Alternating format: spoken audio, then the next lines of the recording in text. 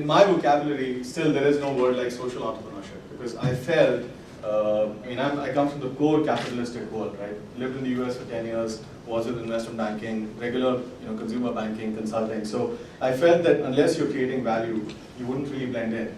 So from my perspective, it was either you're a social business or you're completely an outcast. So from that perspective, Osama bin Laden would be a social entrepreneur, and he must have been born a really nice guy. But having said that, I have different reasons for it. So I'd quickly take you through my journey, and then possibly we can have Q&A as well. I grew up in Dehradun, fairly small town, went to BITS Pilani. Pilani is again a village, not really a whole lot of access, and then from there straight to the US. So, never really had an experience of Delhi or, developed cities like Chandigarh. And stayed in the US for about 10 years, worked in consulting, banking, basically realized that, it was all there. And then, the next slide. Great. So I was there at that time when there was a dot-com bust. I was into day trading, earning about $2,000 a day almost. Sorry, was that me? Your voice. Okay. And you think at that time that you got it figured out because you're making so much of money and you really have it figured out. So why don't you just go and plunge in the whole way? And this is the stock markets. But then the dot-com bust happened. So this is 2000 when the internet stocks crashed, and that's when I went back to business school. And the business school was again a big eye-opener. So you enter into the world's best business school with your dreams of basically buying a BMW and a Ferrari, and you get out of it and get the dream job. And one of the interesting times that happened was with me at a business strategy class, where the professor said they were teaching us a book called Art of War in business strategy, and the lesson they gave us was, in heat of the battle, don't be emotional. So basically, when you're taking the toughest business decisions, you cannot be emotional, right? I mean, you cut yourself out of the emotions. And I thought, that's exactly what I was taught when I was a kid. Karmane vadika raste maape nishu lada chala. How do you get it, right? So I said, karm kiye ja, phal ki chinta mat kar. So great. I said, now Professor Portman is here. He'll be able to tell me. And I asked him, so how do you disconnect yourself from your emotions? He said, well, you just do it. I said, well, that's what I've been told, but I don't really know how do you do it. And he said, well, you just do it, right? That's the first day that I actually drove down from Philadelphia to Virginia. There was an ISKCON temple, and I bought my first copy of the Bhagavad Gita, right? And I read through that book with an English translation. And I'm not a very religious guy, but now I'm deeply spiritual. So I flipped through that book for about 15 days. I got through it, and I realized that was probably the best book I've read on business and life strategy, right? And so basically got into a job, with that whole dream. And I realized that it was really about finding the job that you really enjoyed doing rather than being worried about the role. Coming from the core capitalistic world, didn't really feel like going and working with an NGO or starting an NGO. And I said, okay, if I start something, I have to start something very, very credible and for profit. Right? So I set up this company called Harva. It stands for Harnessing Value of Rural India. And I felt that it was really about creating value. So the biggest things that you come across, becoming an entrepreneur, which I've realized over a period of time, it's fun. I mean, you get an idea and it's like, great, this is the best idea I've had, nobody else has had it. And then you start doing it and you realize you hit the failure. Because that's what everyone will go through, because there will be invariably problems. Finally it gets to frustration where you're really trying to solve a problem, and it comes back to again another level where you start having fun again. So the stock market, to be schooled to failure, it really taught me that unless you take risks, there is no point. You've got to take risks. I mean, unless you're taking risks, your life will be basically a flat line. I think Mr. Ratan Tata had said this, even at ECG, if you get a flat line, you're dead. So your life needs to be with ups and downs. So you have to be going down to the grassroots, right? Eventually, the basic needs are really food and water. And unless you realize that, there's no point. So basically, I realized that eventually we have to go down to the grassroots. And I came back. Now, while being in the US, I sort of had this conviction that I have to buy farmland. So I bought a couple of farmlands in Dehradun and one in Gurgaon, and that's where I live now. So realized this was going to be fun. Let's just start doing some farming, because everyone talks about these productivity issues and produce not getting there and the middleman issues. So I basically started out farming, right? And had to do something fun. So great, here I am driving the tractors, getting to the people, and started to make a difference. And then I set up this company, Harva. We debated and discussed on this, for months together on what exactly it should be. So it really had to be about harnessing value of India or rural India. But you can't harness value without you first creating it. And how do you create it is what I got to. So you take a drastic step, people really go out of the way to applaud you. They're like, great stuff. I mean, you just take this bold move, and everyone applauds you. But that's when you fail, because you start thinking that you have hit success already, and that's not success exactly. What I also came across during that time was, there's a very interesting quote I came across, farmers will drive Ferraris and bankers will till the land. And I thought, okay, great, this is exactly what I'm doing. Because no matter how much I start to earn, I'm earning a lakh rupees or a crore or 100 crores. Eventually, if I go back and have the same dal roti and sabzi, then there is something missing.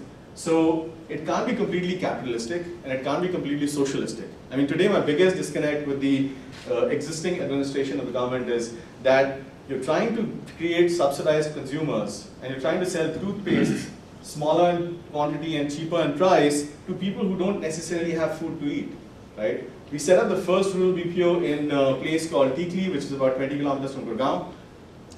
I have not seen a single person using a toothpaste there. And Gurgaon is a millennium city. Everyone knows of Gurgaon, but nobody really knows of this village. So people still use Udatun, right? Now I'll come back to that later. So what I realized is it's about socialism, it's about capitalism. Why can't I have a middle path, which is a social-capitalistic model, right? Social-capitalistic model is essentially about pulling the people from up, grassroots up. If I realize, look, I can make 20% profits, 30% profits, 50% profits, or 200% profits. But if I'm going to make the same use of the money, then what's the point of having those profits? I really need to have something more sensible, right? So basically started going out and convincing the farmers. This is a place called Mewat, armpits of India. Gurgaon is about 200 rupees an hour average labor rate. This place is about 17 rupees a day average labor rate. This is my farmland, and trying to convince these farmers is next to impossible. Because you try to tell them to start experimenting, let's say on lemongrass or chamomile or anything else. They said, sir, हमारे पास पैसे नहीं हैं. I mean, they literally tell you the same thing, that they are living hand to mouth and then negative. Right? So if they stop it, it's a bigger cost. They have to keep continuing.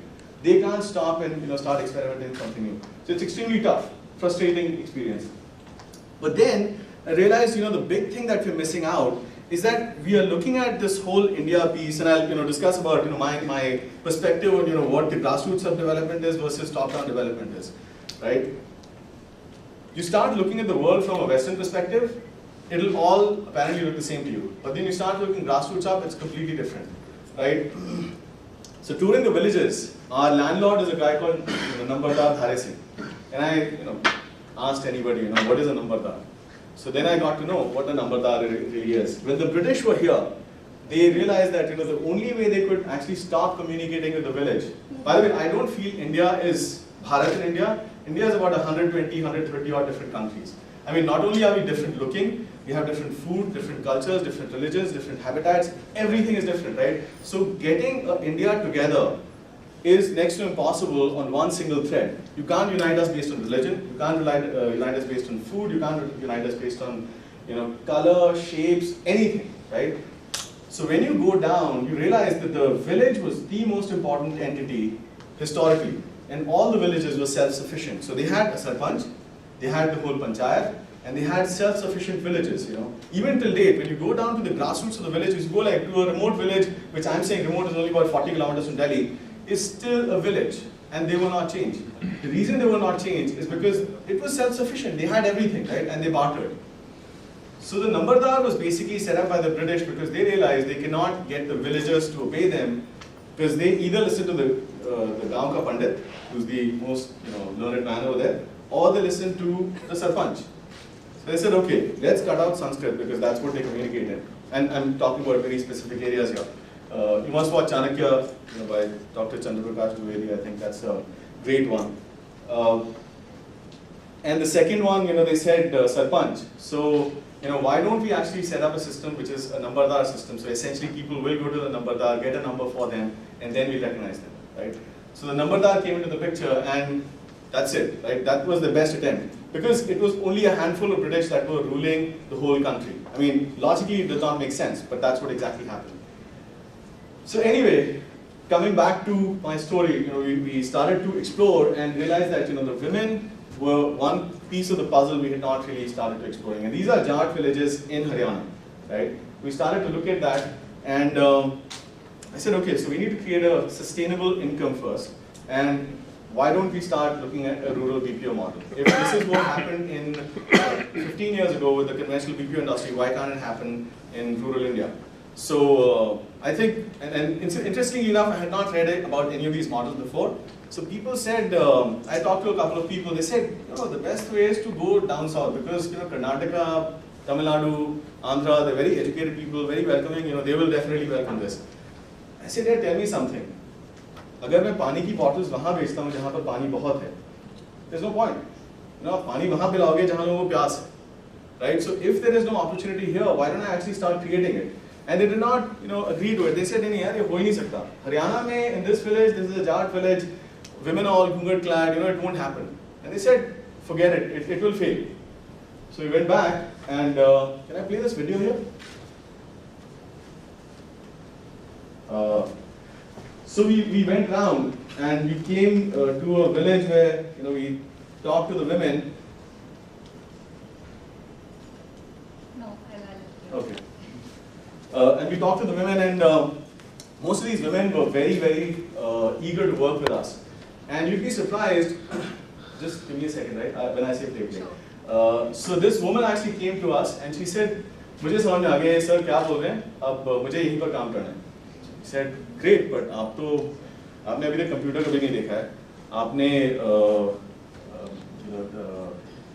8th पास हो तो आपको ये भी नहीं पता कि ये चलता कैसे है." But she kept staring at the computer, and I'm not kidding you. The first question she asked was not how it works, what it does, what is it, none of that, right? And as engineers, I know we were taught Charles Babbage is the father of computing, and the computer is made of a CPU and a keyboard and a monitor and all, yada yada, right?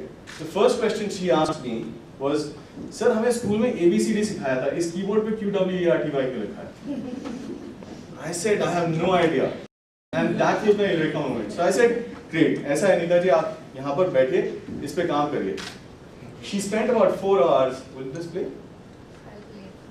She spent about 4 hours, and what she did, I can guarantee you, none of the people in this room can.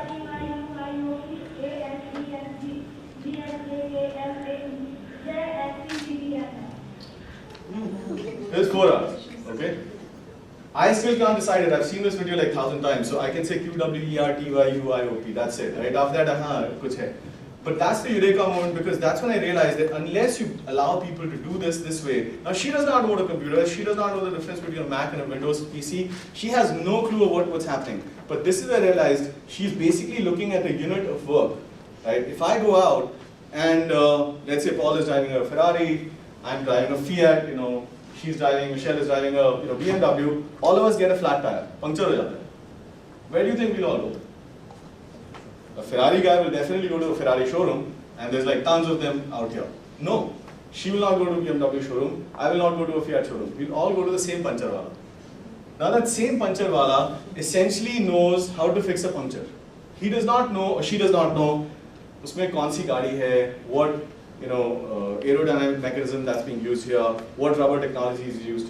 All they really know is there's 5 nuts, open those 5 nuts, take out the wheel, take out the tire, fix the puncture, put it back.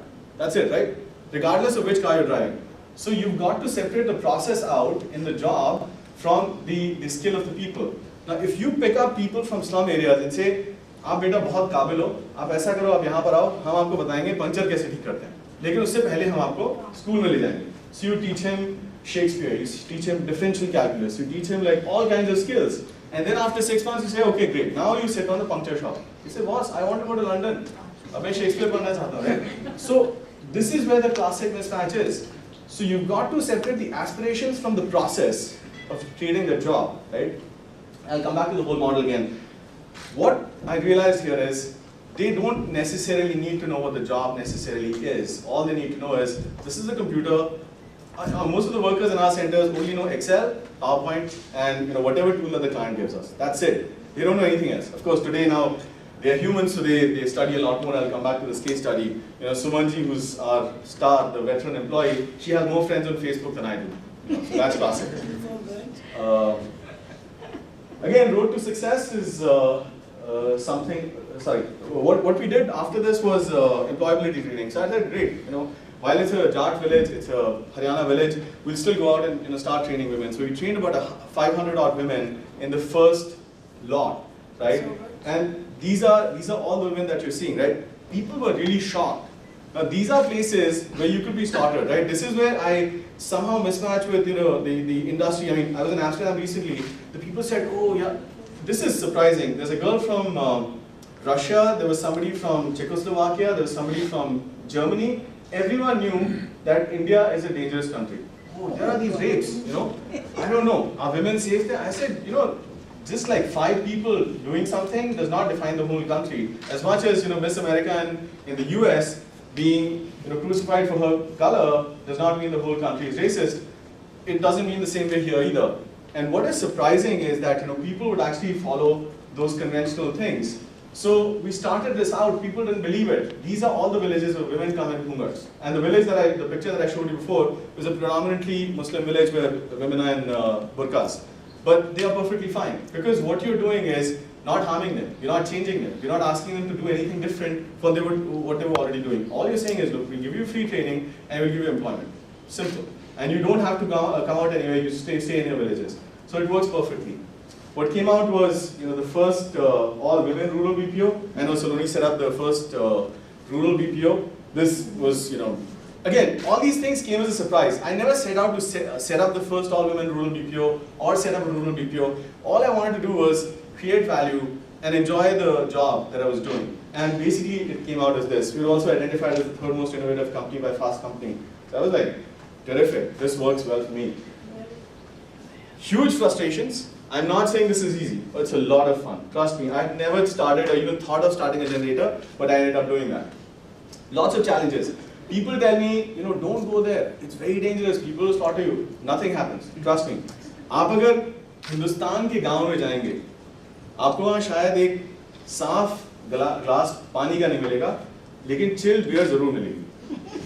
Right? So you're thinking, if people can get chilled beer, there has to be electricity.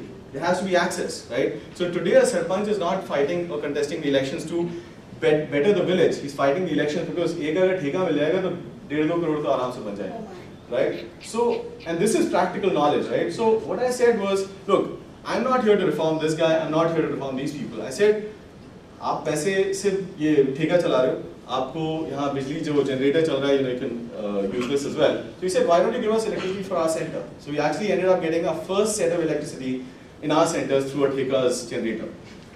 The second thing that we did was, this is 30 kilometers away, right, from Gurgaon. We were refused by companies like Airtel, Reliance, Vodafone. They said, it's a dark area, we don't step there to give you internet connections. I said, okay, but I'm convinced. So we bought 50 data cards to run these 50 computers on internet. And that was when the whole first rural BPO was set up, all women rural BPO was set up. And after that, we came back to this generator. So, it started working. After about 5 months, the Reliance guys came. They said, we've seen it working, now it makes sense. We'll now set up a connection. So we started out by about 1,50,000 rupees for an internet connection, and now that's changed. But what we've really got here is something totally different, right? So the idea that I started out with was really about, we can't give, you've heard these age-old sayings like, give a man a fish, feed him for a day. Teach him how to fish, feed him for a lifetime. My point is, if you teach him how to fish, and then you say, okay, beta, aap jaake Thar desert mein fishing karo. Guy says there's no water, right? There's no fish. How do I do it? So you either create an ecosystem where he's able to fish, or you teach him a skill which is more relevant, right? This is my biggest disconnect right now with a lot of the skill development missions that are happening, right? They're basically doing the same skill development, which is encouraging the rural to urban migration. So the classic skill development is A, B, C, D. Aaya bhai chaukidar driver, right? If you don't encourage people to stay back in the village, but you can't push them there. I mean, this is the classic mistake that happened in 80s and 90s when people like us left for the US, and people said brain drain. Wasn't brain drain, it's no opportunities. I mean, you basically segregated the top 1% of the people, beta mehnat karo, padhai karo, and then there's no job after it. So what do? You go out, right? And that's what's happening over here. So basically with that, what we set up was rural BPO, but the back of my mind, what really was going on was about community farming, was really about encouraging the farming and dropping the middleman. So you could start connecting the farmers where the land is not productive. So in places like Dehradun, a guy would rather go and work in a kachheri and get 3,000 rupees for typing papers than go back to his farm and earn about 5,000-6,000 rupees. You know why? Because there's no drive.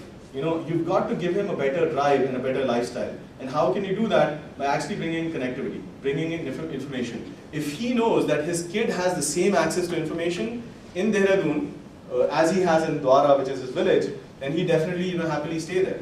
I mean, I'm back in India because I know today we are connected. So for me, world is one. For me, there is no religion. For me, it's all the same. How can we make that for rural India? And what I realized after that was, again, I'm looking at like total top-down approach, and then start executing it bottom-up. India is the largest producer of milk, right? Do you know who wastes the largest amount of milk in the whole world? You would think it would be US. India. It's actually India, right?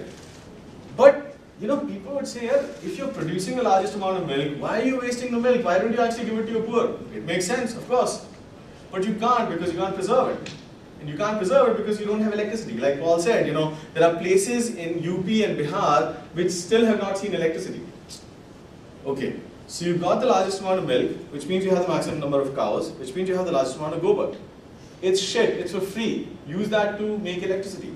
Right, gobar gas to electricity. So people told me, nahi yaar, wo to kaam nahi, sir, ye to kamyab hi nahi hai. So I started to dig deeper. What happened was, a guy had 20 cattle, one had 50, one had 3, right? They created a common gobar gas plant, which was subsidized by the government. And they started to create the gas, and the guy who had 50 cattle drew it only for 2 hours, the guy had 3 cattle, drew it for 10 hours, right? Basic disconnect. That's why the community didn't function. If you make it incentive driven, is when it will work, right? My basic problem with a subsidized consumer's economy is that you're trying to make everyone equal. I mean, I can't be equal as him. You can't be equal as her, right? We are born different. Let us be different.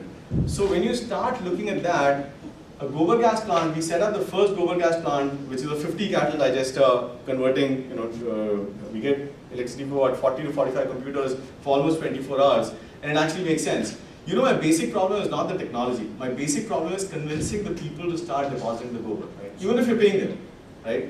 And this is no loss done. So it made sense for us. Finally, we've, and the eventual goal was, because that's the problem that I started out with, that I thought that money was not a solution, it was only a means to an end. So we started our loan program, which is a Harva employee loan program.